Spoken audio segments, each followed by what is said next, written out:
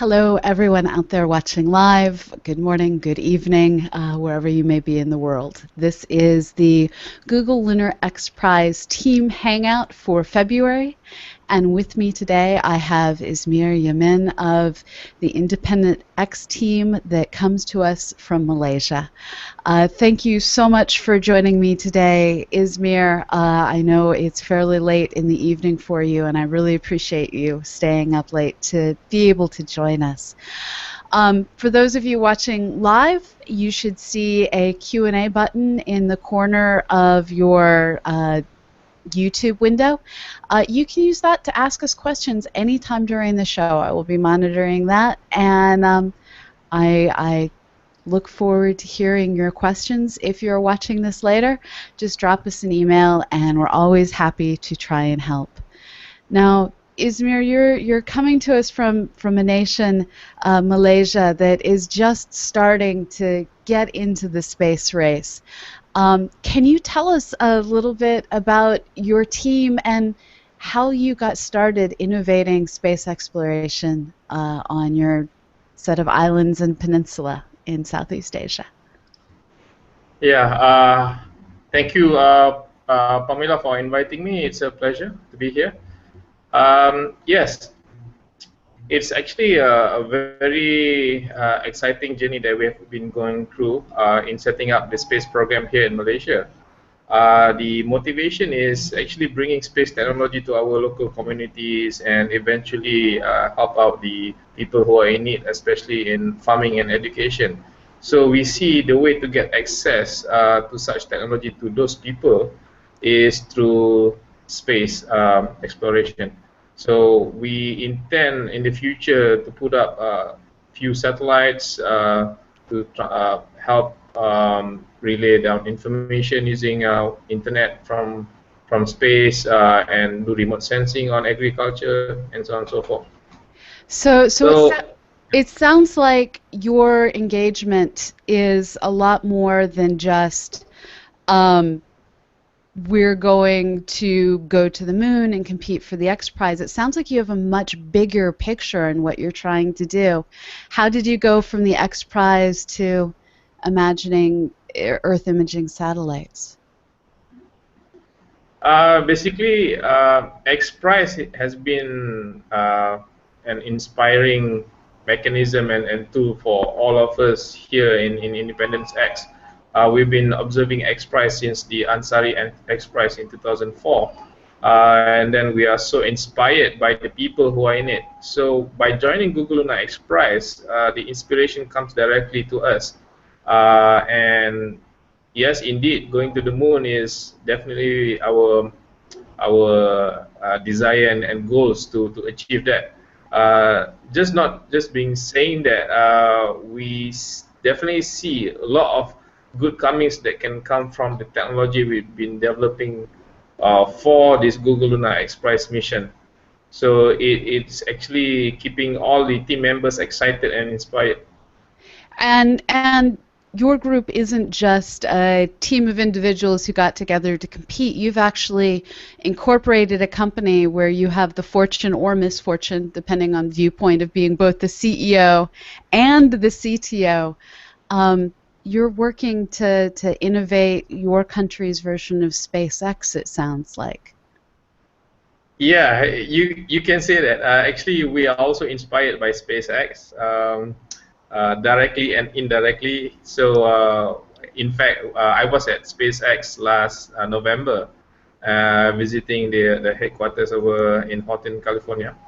So, yes, you can say, but we are going on a much smaller scale, and our launch vehicle is much smaller, carrying much smaller payloads, because we are focusing around CubeSat size satellites to be launched into space rather than the bigger satellites like communications and so on and so forth.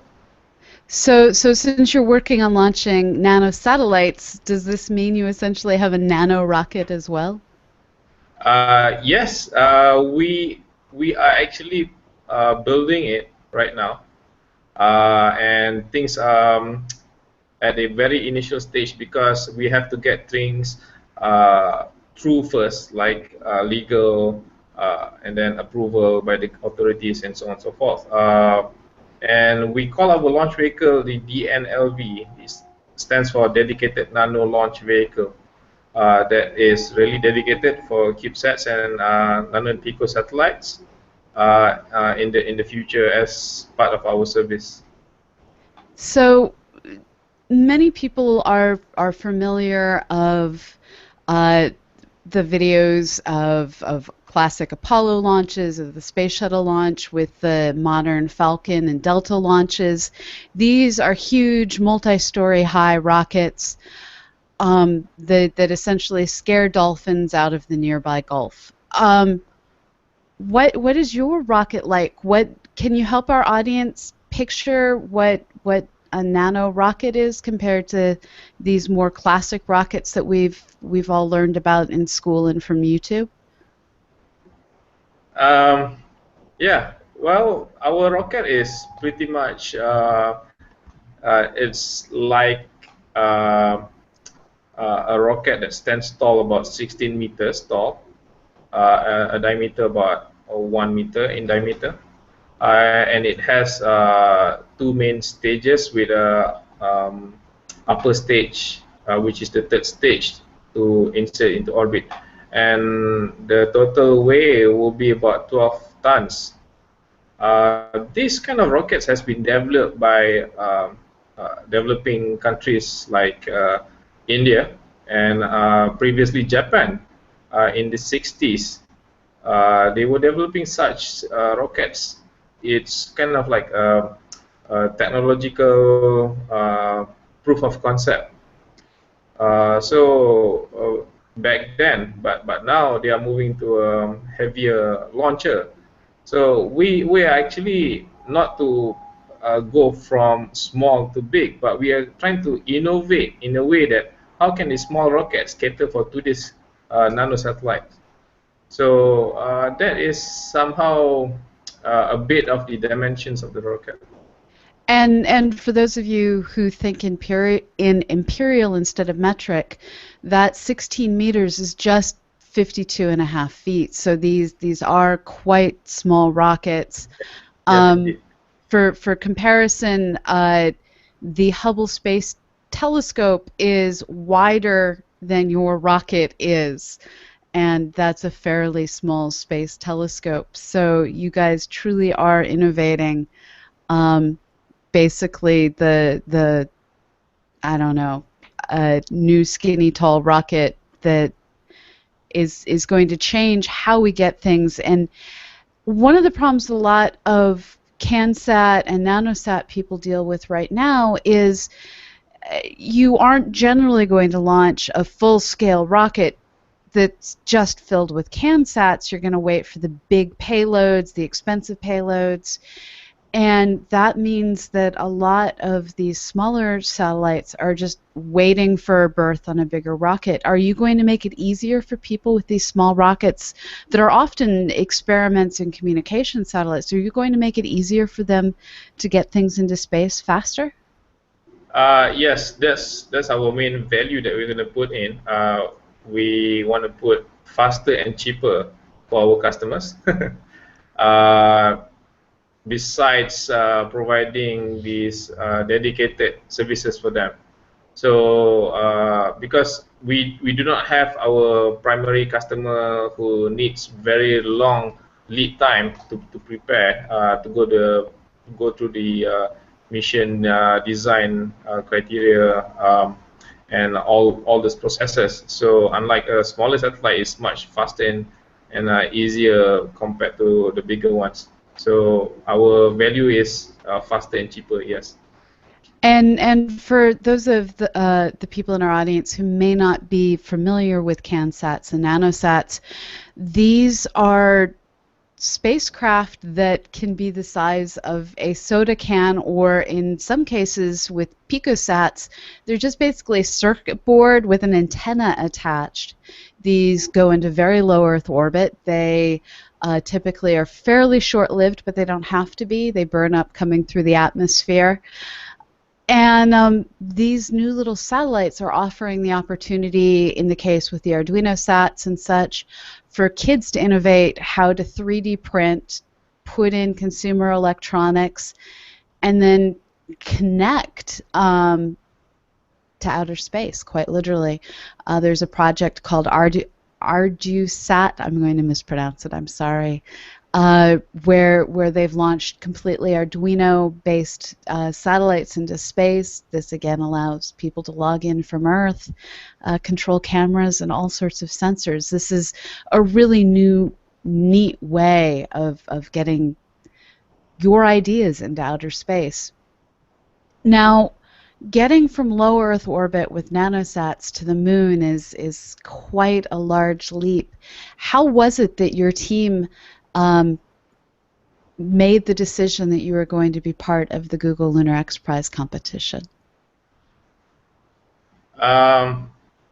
It's basically it's a collective decision by all the team members, as we were so inspired by the previous teams. Like in the Ansari XPrize, you have not just Spaceship One scale composites, but you have team like Armadillo, and then Mustang, and a lot of other teams that we were actually following through, and we were super inspired.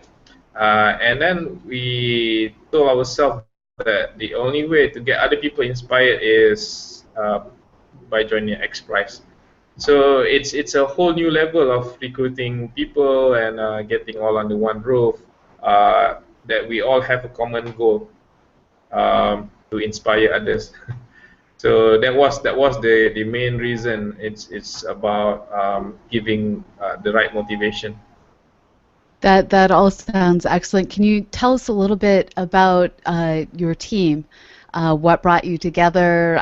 What is your mix of types of people that you've brought together?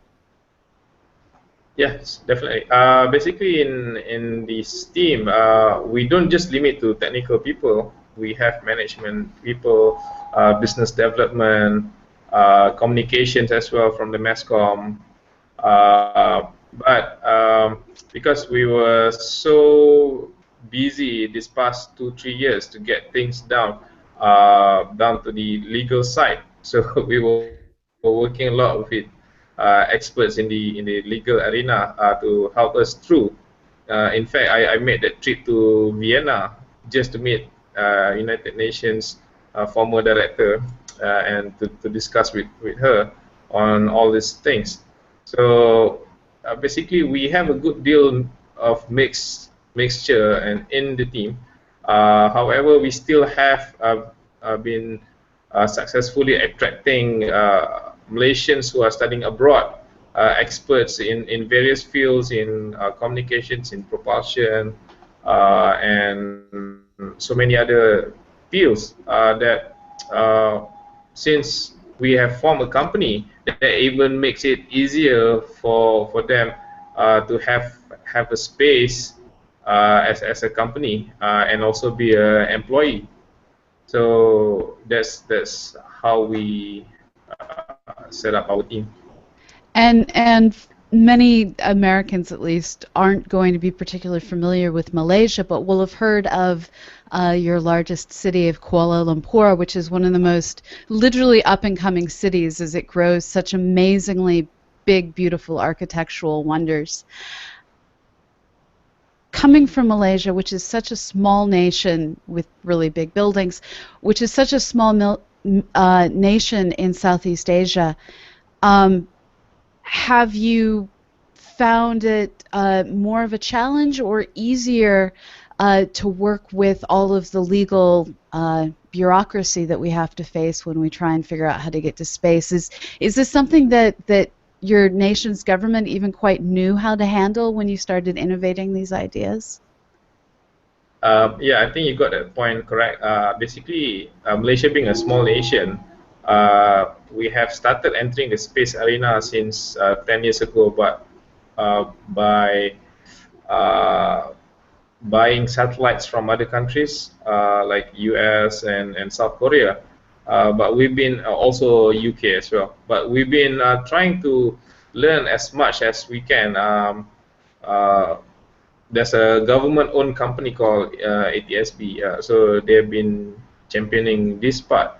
However, when talking about space, it just does not limit onto satellites alone. You got a lot of other systems, subsystems to think of, and those require the government's participation in the international arena of ratifying some treaties, especially in the United Nations, um, just to get us on the right path and right track, that it could benefit the country and the region.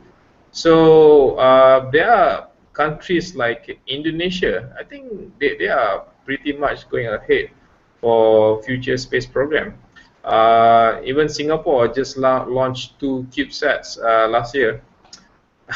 So I think it's pretty much going on the go, but it needs a little bit more support from the public. Actually, the people needs to be aware of this, needs to be aware of the importance and the benefits that it can bring back.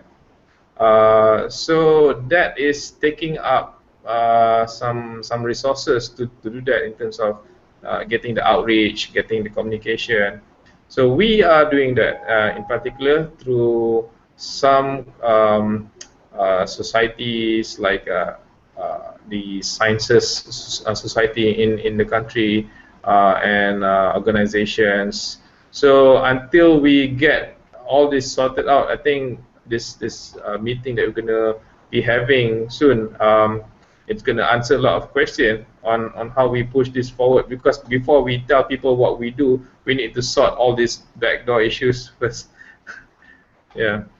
It's something that we're dealing with even here in the United States, where I know it took folks a long time to figure out, yes, we can do launches from Mojave, yes, we can build a new spaceport in New Mexico, and SpaceX is now launching from Canaveral. So there were many, many years of paperwork that led to space exploration. I think people underestimate how much paperwork goes into launching rockets.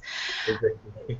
Now, as you work on innovating this, do you find that people are surprised to hear that Malaysia is innovating completely new ways to get to space? And how do you overcome this bias that space is something that China, India, America, Russia, and Europe do? How do you make them aware that no, even small nations are, well, part of the space race today? Yeah, they're not just surprised, they ask why. Do you ask them why they ask that? Yeah, That's I told them, yes, it's true that Malaysia 500 years ago were one of the famous port connecting between East and West, especially China, India, and Europe. So it's called an entrepot.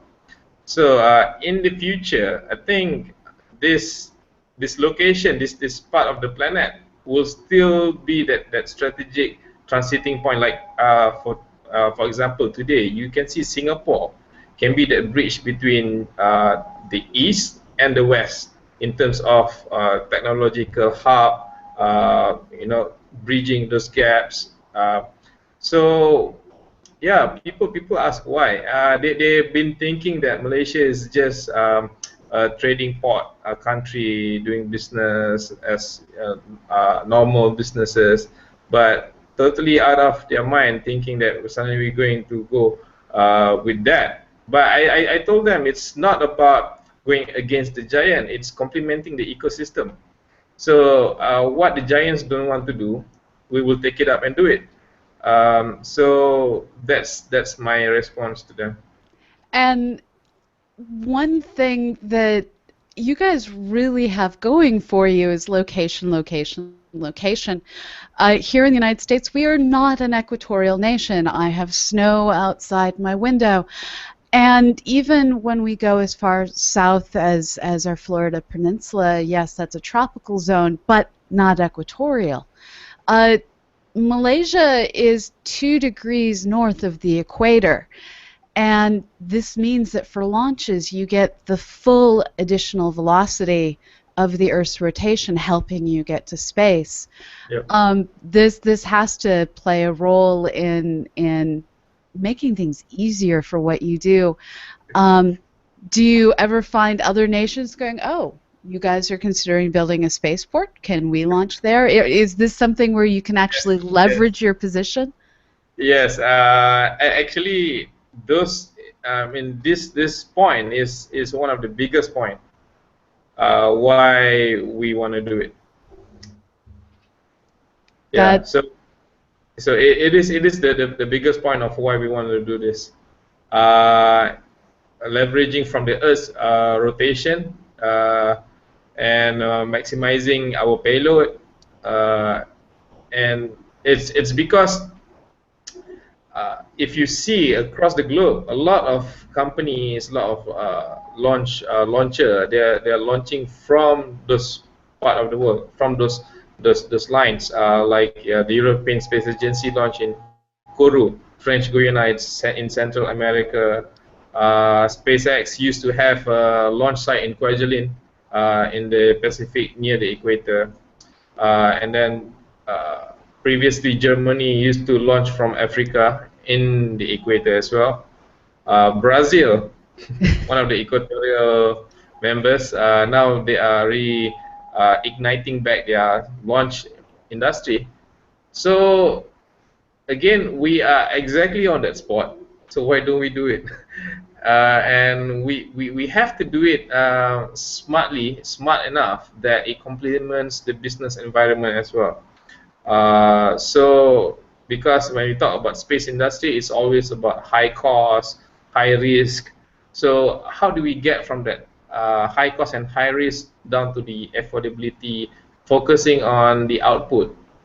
So yeah, we are leveraging on all those points, especially on the geographical location. However, since Malaysia is in the middle of the busiest route, air and sea, that makes it quite a challenge because of the interconnecting between east and west. So we have to sort that out before we can select a site. and this allows you to easily network with other nations because you are literally nested in between the Philippines, Indonesia, Thailand, Cambodia, Vietnam. Malaysia is the combination of this tip of the peninsula that Vietnam is also on, for those who don't know the region well. And East Malaysia shares an island with Indonesia, and then the Philippines is right off your shores to the east. So this is one of the most populous parts of the world. It's also one of the parts of the world that has the highest usage of the internet and of cellular technology. And so you're primarily positioned to say that cell phone that you have in your hand, let's figure out how to, well, increase communications to it, looking down at our nation with our own satellites. Now, all of this is awesome. All of this is Earth-based. You're going to the moon. Can you tell us a little bit about your plans for the Google Lunar XPrize competition? Yes. Actually, we want to go to the moon utilizing the technology around nano satellites, around CubeSats. Why? One thing is because we are building a dedicated nano launch vehicle which is specifically for CubeSats, nano satellites. Therefore, the technology that goes to the moon has to be around that boundary. So, if let's say we're talking about rovers, a rovers needs to be, retracted and expanded back once it reaches the moon. So it has to be so compact enough that it can fit into the CubeSat. Another point is build micro thrusters. We are actually currently developing on a reverse fuel cell in making a micro thruster for the CubeSat that can actually do the translunar injection and go straight to the moon. In doing so, again, all the technology are packed into a CubeSat packaging. So that's how we actually plan to go to the moon. If just in case that our plans of making the launch vehicle does not go in time, so we can just bring that CubeSat over to another launch provider and Okay. have a shared ride. So that is part of our plan. Actually, we got plan A and plan B for putting up the CubeSat and eventually go off the translunar injection. Now, it sounds like in some ways you're building the transformer version of Space Rover, and that's kind of awesome for those of us who grew up in the 80s, watching the Transformers and so many of the other robots that fold out cartoon shows. Um, this has a couple of risks. First of all, you have to unfold, and those of us watching the James Webb Space Telescope get designed to live in constant fear of it failing to unfold. But the other thing that you're dealing with is with the Google Lunar X Prize, your goal is to get to the moon, traverse 500 meters by flying, hopping, roving, digging, whatever methods you want. I want to see a little Sony robot dancing its way across the moon. Um, when your spacecraft is that tiny, does that change how you look at going that 500 meters? Um, yeah, there are a couple of tests that we are conducting right now, and we will see how it goes from there. Maybe if, let's say, roving for 500 meters for that tiny little rover, it's quite difficult. So then we'll go for hopping options. We can have tiny rockets on it and just hop. So we will have a look from the test results that we're going to get. This all sounds like you have some really amazing things planned for the future. Now, as you're working to inspire a nation while moving your nation's technological foundation forward, if you could say something to a little kid today that doesn't really think of technology as coming from Malaysia and just imagines it coming from, well, the Western world, what would you say to that kid to get them to realize that they can innovate exploration? I would say knowledge is borderless. Uh, don't think inside the box. Think there is no box. Those are definitely words to live by. I've never heard the phrase knowledge is borderless, and that's what I'm definitely going to keep using. Now we're running out of time. As we prepare to sign off, what final words would you like to leave our audience with? I would say thank you for keeping us inspired. Thank you for all the support. And I hope that if you're interested to join us, just do send us an email. We'll be happy to accept that. That sounds excellent. And thank you so much for staying up so late in your time zone to come on with us. It's been really great having you and hearing about what amounts to large plans. Sorry, let me start that over. What amounts to giant plans for a tiny robot with a tiny rover to go a great distance.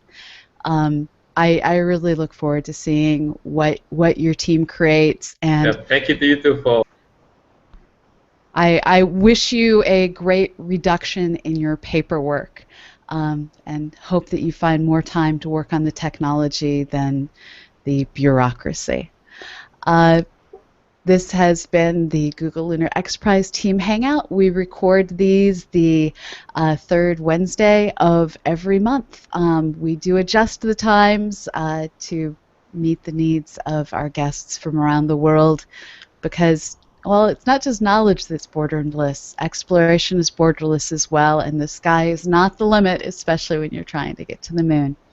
Thank you all for joining us, and please visit us on YouTube and subscribe to both our Google Lunar X Prize page and to the Google Lunar X Prize Team Hangouts page. They both have their own YouTube channel.